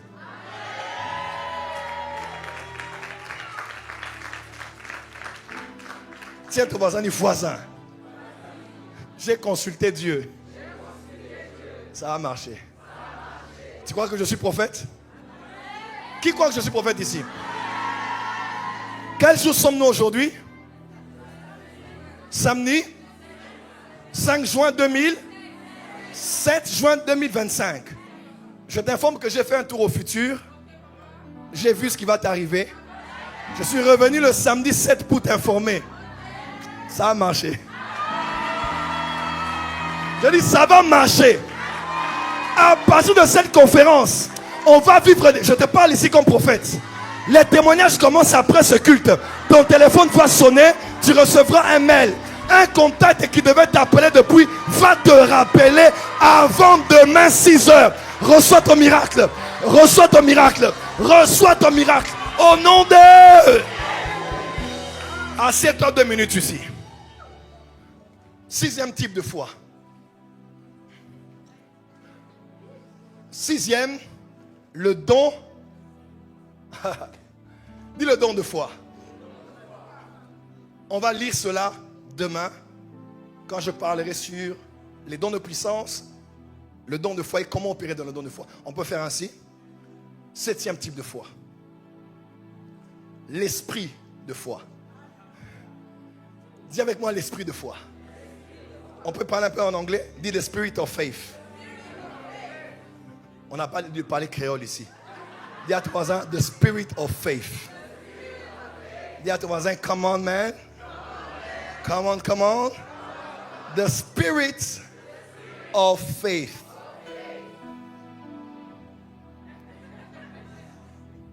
Deux Corinthiens 4, verset 13. Et comme nous avons le même esprit de foi, nous ici, il dit, qui est exprimé dans cette parole de l'écriture. J'ai cru, c'est pourquoi j'ai parlé. Nous aussi, nous croyons, c'est pour cela que... Dis à ton voisin, est-ce qu'ils savent pourquoi nous parlons? Dis à ton voisin, c'est parce que nous croyons. Dis à ton voisin, la foi est bavarde. Dis à ton voisin, la foi parle. Il y a si quelqu'un qui croit ici, tu dois parler. Si tu crois, tu parles. La foi fait quoi la foi? Parce qu'une bouche fermée est une destinée fermée. Comment? Et comme nous avons le même esprit de foi qui est exprimé, nous avons le même esprit. Maintenant, écoutez-moi très bien. Que veut dire l'esprit de foi? Évangéliste Myriam. L'esprit de foi, je vais donner 2-3 approches. L'esprit de foi, c'est la foi commune. L'esprit de foi, c'est une foi partagée dans une famille. L'esprit de foi, c'est une foi partagée de Paul à ses enfants. L'esprit de foi est un héritage familial. L'esprit de foi est un héritage commun générationnel. Écoutez Paul à Timothée.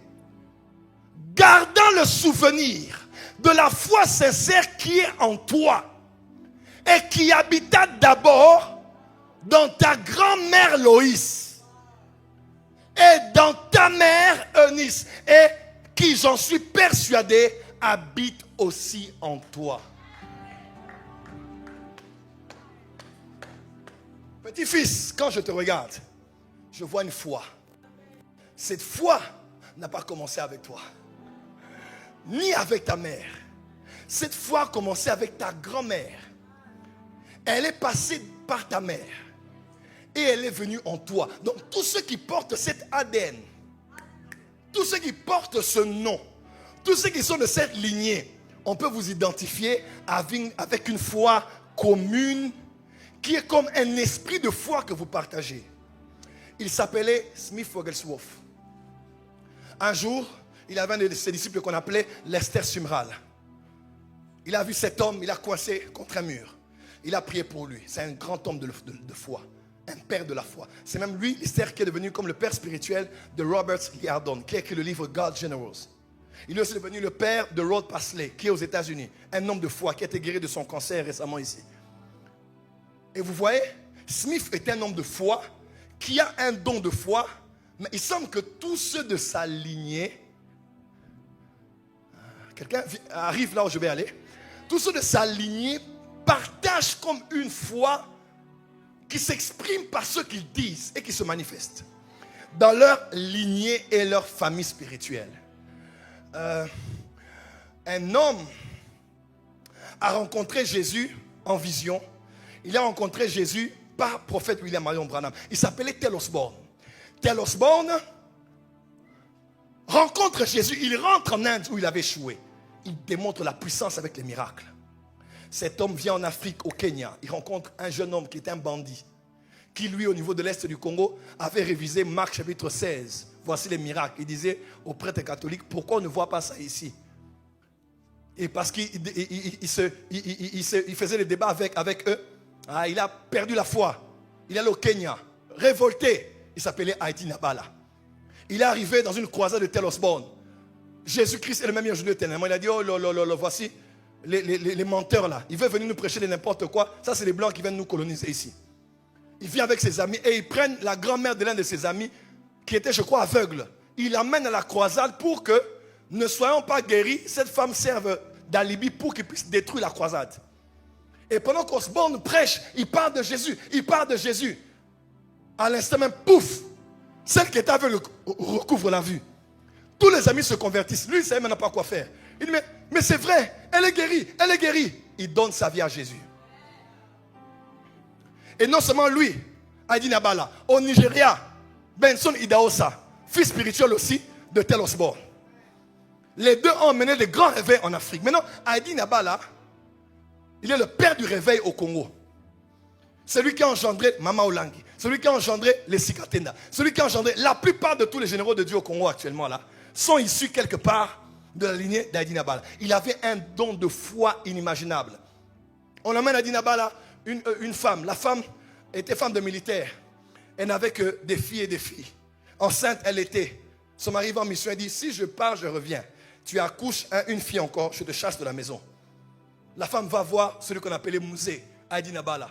Elle dit, Mouzé, mon mari, s'il revient que j'accouche dans quelques jours là, d'une fille encore, L'échographie a dit que c'est une fille. Si j'accouche encore, il me chasse. Il dit, c'est pas grave, tu vas accoucher un garçon. Elle part, elle accouche d'une fille. Elle dit, c'est pas possible.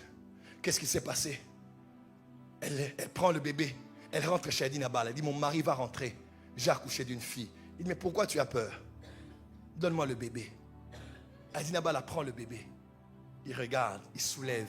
Il dit en Swahili, Katika jina na Yesu. C'est-à-dire, au nom de Jésus. Il descend l'enfant, il redonne. La femme ouvre comme ça, c'était un garçon.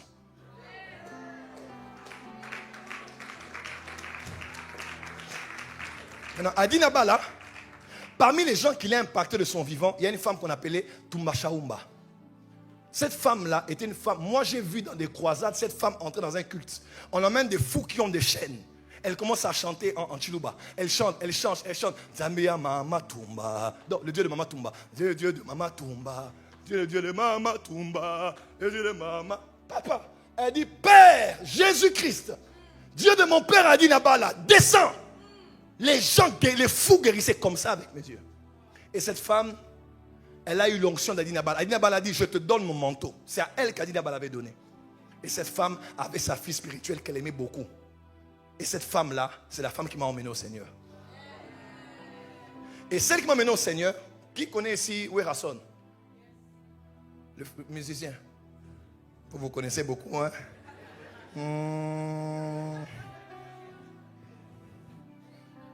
De la Forêt. De la Forêt est venue à l'église où je m'étais converti. Pourquoi? Parce que sa fille, je crois, exaucée. La femme n'avait pas d'enfant. Elle est allée, la maman, elle est allée voir la femme de Werrason. Elle est allée voir notre maman dans la foi. Je n'ai pas d'enfant. Elle dit, tu n'as pas d'enfant comme. Allez, elle prend des vêtements, elle met dans son ventre. Hein, pour simuler une grossesse. Allez, tu es enceinte. Déclare, je suis enceinte. Paf. Enceinte. Elle a mis au monde l'enfant que l'on voit sur Internet. Et c'est là où moi j'ai vu des miracles, je vous dis, il ne faut même pas croire. Un jour, on était, un jour de répétition, mardi, parce que j'étais à la chorale. On va entrer à l'église, elle était à l'extérieur avec des gens. On parlait, puis il y a un fou qui passait par là. Un fou, Dieu m'est témoin. Je suis sur l'autel, un fou. Il passait là, et puis elle a dit, frère Dominique, un frère de l'église, frère Dominique, il habitait à l'église, frère, viens. Prends le fou là, allez, emmène, tiens maï, et donc mettez de l'eau qu'on puisse le laver. Elle dit, parce qu'on connaissait, on l'appelait mamie, on la connaissait, c'est une folle. Elle a une foi de malade. On prend le frère Dominique, il emmène le fou à l'intérieur pour le laver. Nous, on entre à la répétition, on finit la répétition et puis c'est fini. Mes frères et sœurs, le culte qui a suivi, j'entrais à l'église, j'ai vu le fou coiffé, lucide, en train de parler, de manger. J'ai dit, mais elle n'a pas prié, elle n'a pas intercédé, c'est quoi? Quand vous me voyez être un homme de foi tel que je suis, au point de ma génération, je suis un des jeunes de ma génération qui a bougé les lignes. Tu sais pourquoi? Parce que la foi qui était dans Adina Bala, qui allait chez Tumashaumba, qui a shifté chez Mwambambou Charlotte Bopéa, est descendu sur moi. L'esprit de foi, c'est comme un père qui a un don de foi, qui a atteint un niveau où c'est comme un parfum qui s'est brisé et l'odeur du parfum s'est communiquée. Oh. Voilà pourquoi dans ce genre d'église comme à la porte des cieux, c'est trop tard. Si tu entres ici, là, tu es un homme de foi. Parce que le père de la maison a un don de foi et le parfum se répand ici. Tu ne peux que croire et parler. Est-ce que maintenant les millionnaires sont dans la salle? Est-ce que les bien-aimés de Dieu sont dans la salle? Dans notre famille, nous croyons. Là, c'est là où je suis né de nouveau. Mais mon père spirituel, c'est apôtre, prophète Alfoukaou, fils de Jacques-André Vernon, fils de Gaston Vernon, fils de Sadhu Sudar Singh. Frère, les alliances qu'il y a dans ce corps-là, c'est dangereux. On ne peut pas échouer. Tu ne peux pas, mon fils, tu ne peux pas échouer. Nous, on gagne. Combattu, mais jamais vaincu. Secoué, mais jamais terrassé. Ah, dis amen très fort. Lève-toi du voisin. Dans cette famille, nous partageons l'esprit de foi. On le sait, il y a dans des maisons où il y a l'esprit de dispute. On est bien hors de la maison. Dès qu'on entre à la maison, là, ça barde. On sait qu'il y a dans des maisons l'esprit de saleté. Quand vous y entrez, c'est sale. Les tapis, quand vous prenez votre tapis, vous mettez dans un lac. Vous prenez le lit et les filles là, et les couvertures, vous mettez ça dans un lac. Les poissons vont surnager. Parce qu'il y a un esprit de saleté. Il y a dans des maisons où il y a l'esprit d'excellence. Vous le savez, non? C'est tellement propre que quand vous venez, vous vous sentez indigne. Vous allez aux toilettes, ça sent bon, envie de dormir dans les toilettes. Parce qu'il y a l'esprit d'excellence. Ici, il y a l'esprit de foi. Une foi en Jésus-Christ, une foi folle. Tu n'as pas besoin que je t'impose les mains quand tu viens ici. Tu as besoin de croire là où tu es que Jésus peut te guérir maintenant. Il peut te changer maintenant. Tu n'as pas forcément besoin d'une prophétie. Tu as besoin de la foi. Dis avec moi la foi. Dis avec moi fire. Fais ton pied comme ça, dis fire. Dis fire. Dis nous aussi. À Corinthe, nous avons notre Paul. Il a la foi. Nous avons la foi. Car nous partageons l'esprit de foi. L'héritage générationnel de cette lignée spirituelle. Dis j'ai la foi pour mon mariage. J'ai la foi pour ma santé. J'ai la foi pour mon église. J'ai la foi pour mes finances. J'ai la foi que cette année, rien ne sera comme avant. Et les Égyptiens que j'avais vus, les blocages que j'avais vus, le retard que j'avais vu, je ne les verrai plus jamais. Au nom de, poussez des cris de victoire là où vous êtes. Poussez des cris de victoire.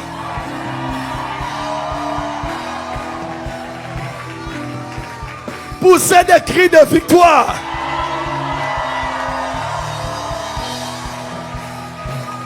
Et si vous regardez, tous ceux qui viennent d'Adinaba là ont des foi bizarres. L'apôtre Paul Mutomoka Lomo, Général Sonika Futa, Mama Olangi, les Sikatenda, tous ceux qui sont sortis de là ont une foi bizarre. Parce que c'est un héritage transgénérationnel. L'esprit de foi. L'esprit de foi. Oui, prophète et apôtre, tu le sais, il y a des esprits générationnels. Tel a menti, tel a menti, tel a menti, tel a menti. Là-bas, mariage, c'est toujours avec 2-3 enfants avant, 2-3 enfants avant, 200 enfants avant. Pourquoi pas vous allez croire qu'il y a l'esprit de foi? Où on se dit que, maintenant, je dis à quelqu'un, tu es l'ancêtre. C'est toi l'aïeul aujourd'hui. Ça commence avec toi. Ce matin, j'étais à la maison à midi. Mon fils Milko, qui est mon protocole, il vient avec son fils. Il dit à son fils, donne à papa. Et c'était quoi? C'était l'offrande. Parce que Milko, chaque fois qu'il me voit, il me donne l'argent. Chaque fois, 50, 100, 200, 10, 20. Il me voit rarement. 3 fois sur 4, il est venu avec une offrande. Papa, bénis-moi. Et pourtant, c'est la personne qui est la plus proche de moi de toute l'église. Physiquement comme ça. Et il dit à son fils, donne. Et puis, il vient. Il donne, mais il ferme un peu la main. Il ferme. Je dis, petit, il faut lâcher. Et puis, il ouvre la main. Et puis, je prends et dis, qu'est-ce qu'on dit? Il a dit, merci. Il dit, non. Et quand j'ai béni, il a dit, il faut dire Amen. Il a dit Amen. Amen, Amen papa, Amen prophète, Amen. Et j'ai dit waouh. Donc ce que le père fait, il veut voir son fils le faire. Et son fils, quand il sera père, il le fera aussi. Écoute-moi, la foi est une bonne chose aussi parce que dans la mesure où on est parents, on peut créer une nouvelle culture dans la maison. La vie est difficile, mais elle n'est pas impossible. Hein? Quand tu es un parent qui panique toujours, tu as des enfants qui paniquent. Un gars là débarque de Dubaï, ta fille le voit, elle commence à... calme-toi. Calmos. Il faut que tu aies une telle stature que tes enfants. Et moi, par exemple, tous mes fils spirituels qui sont là, vous me connaissez. Myriam me connaît ici. Moi, je disais ici en Europe, je ferai des actions, les salles seront pleines à craquer. Et je faisais ça sans femme, sans réputation, sans visa, sans rien. J'étais au Congo, je disais, quand je vais entrer en Europe, je bougeais l'Europe.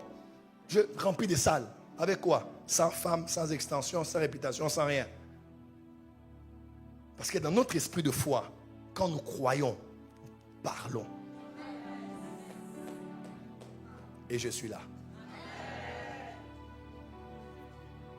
Dieu le fait par ta foi. L'insécurité est finie, n'est-ce pas? La peur disparaît, n'est-ce pas? Le doute vient de fuir, n'est-ce pas? Est-ce que la saison de la foi commence?